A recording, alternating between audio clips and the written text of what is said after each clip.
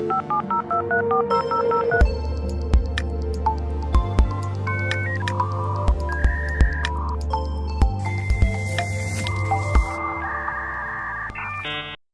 and welcome to ITWeb TV live at Security Summit 2025, brought to you in association with Snowd Technologies.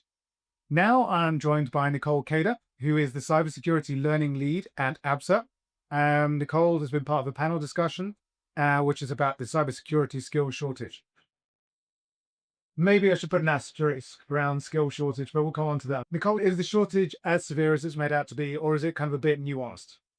I think it is nuanced, and I actually, before I got to the panel, I asked some of my East members just what do they think, because they're in the trenches, they're hiring, and it's in pockets. And what we're saying is actually there's a lot of technology skills, and to be a good cybersecurity specialist, you actually should understand underlying tech, then come in and understand how to protect it.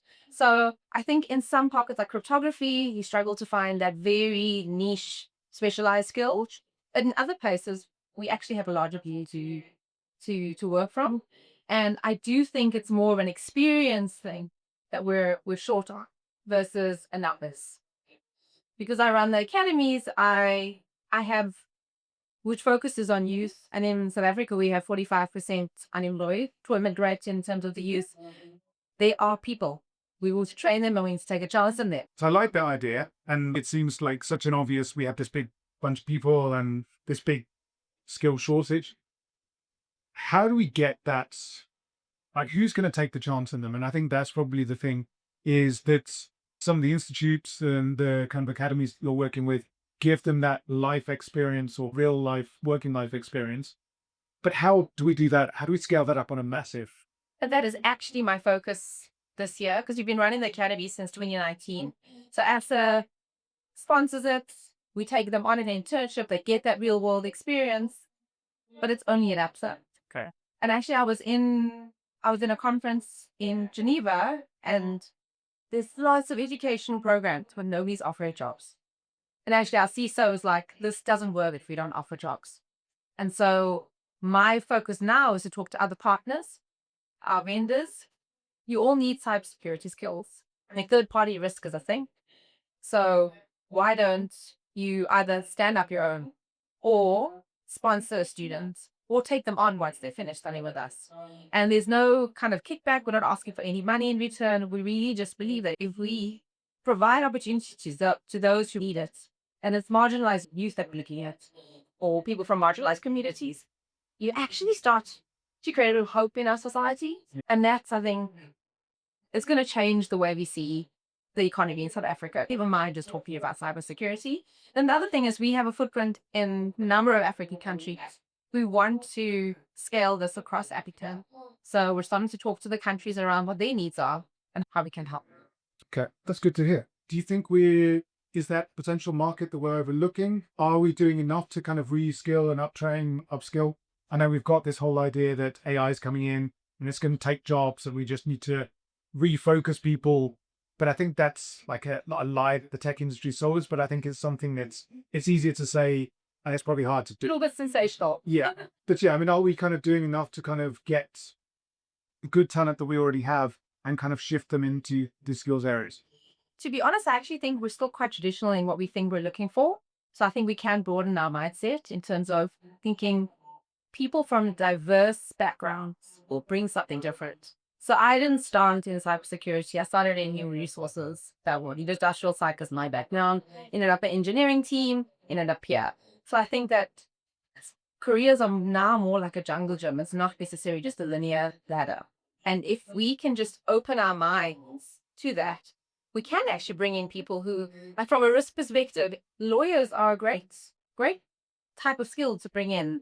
If you're thinking even about research like biology, the medical field, they are great researchers. And actually that's what we do need in terms of even with thinking about AI.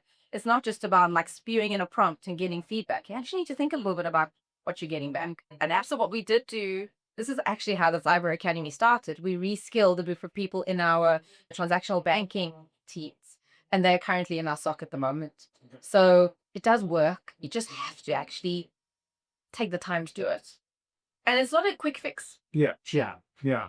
So then when it comes to onboarding or kind of upskilling people, and what you said you've kind of gone through this process and internally, and also bringing up students through that kind of academies. What have been the challenges that we've come across? Because we can sit here and say, oh, it's all great and we're solving the problems, Always challenges. but there's always going to be hurdles to overcome. And how have you overcome those? So one thing in terms of how we've selected them. So the actual selection process is a big deal because you have to actually see people who have, some of them don't even know about cybersecurity. So you're looking for a type of person who has an affinity for learning, maybe a little bit of skepticism when you're looking at the job. So I think how you select is really important. But once you've got them on board, it is about mentoring and coaching. So in the way we run our internship, once they get to Absa, I coach them. And it can be on a myriad of things because they're actually dealing with a lot of other things, not just work related things. And then we have someone who mentors them specifically. And we continuously engage with the line manager where they're rotated into. Because I think a hands-off approach is never going to work. These kids have never been in a corporate environment. Mostly their parents have never been in a corporate environment. They don't know what to expect. So we're here to help them, enable them, not be their crutch, because that I think we've also learned from by being too much of a agony aunt or whatever for them, is that just to help pull them up. So I think that from an onboarding perspective, right, we need to do the normal kind of assimilate you into our culture, but it is also around how do I act in this work environment? So I think there's one aspect, and it kind of deviates slightly from what we've been talking about, is the idea if you come from an HR background, cybersecurity, there's an element of internal risk for the security team inside its rectors. Kind of, it's one that we don't want to admit, but I'm sure it happens. How are you kind of training up the staff, the broader staff, rather than specifically the cyber skills, to kind of be more cyber aware, to kind of be aware of what the threats are, or perhaps the social engineering prompts that they're getting a call from someone, and Yeah. how are you kind of dealing with that as they're kind of learning? So our crew, Ina, she runs the cyber education and awareness program.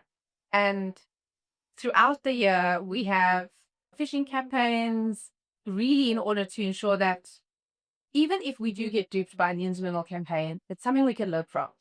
And then we have master classes. We've actually engaged with a third party who runs this type of training. It's a very easy way to digest the content because it can be super boring, compliance training, but we know it's important. So we have to find ways that it's easy to ingest. She runs a very slick program around that. And we were talking earlier a little bit around, she did a parental production where it's like a bit of a skit, a little bit of a TV show. And actually, I remember exactly what was happening in that TV show. I think I've heard it. I'm vaguely remembering, was it someone's university friend came to help with a laptop that was. Yes, yes. See, I know it. Well Yeah. done. I've not seen it, but I know it.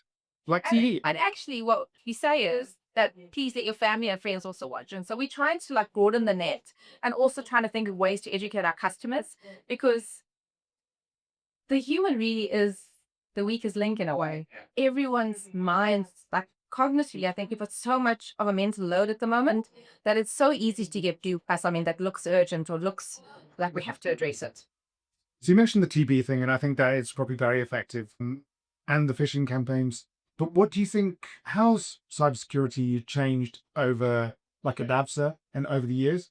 How do you think it's going to evolve? Like, what's with the threats of AI? How is it likely to change to kind of stay educational but kind of engaging?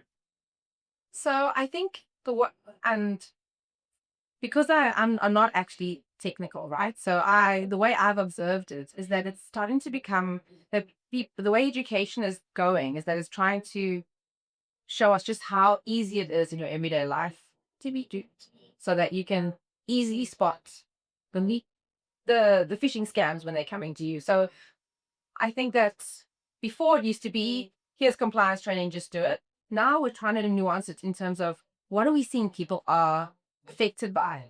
How do we make that into a program so that it's relatable?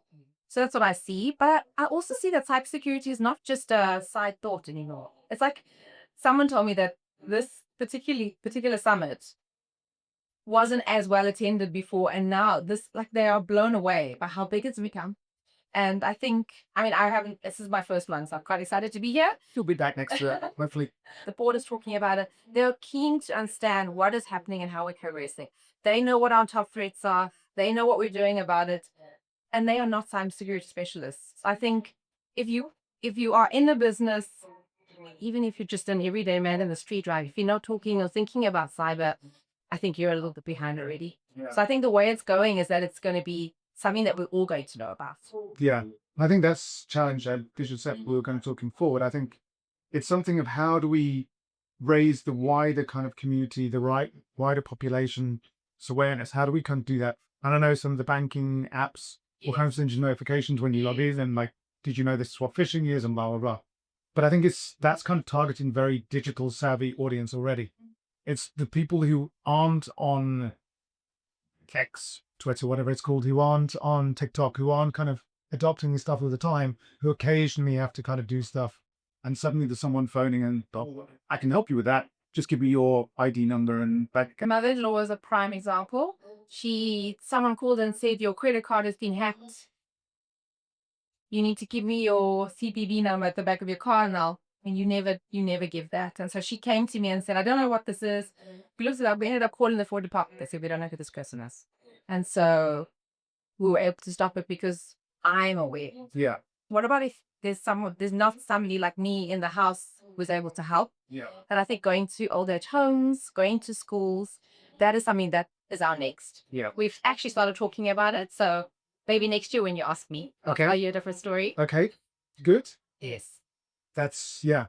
I'm just thinking of how we can have you as the head of this new community awareness program. It's fine.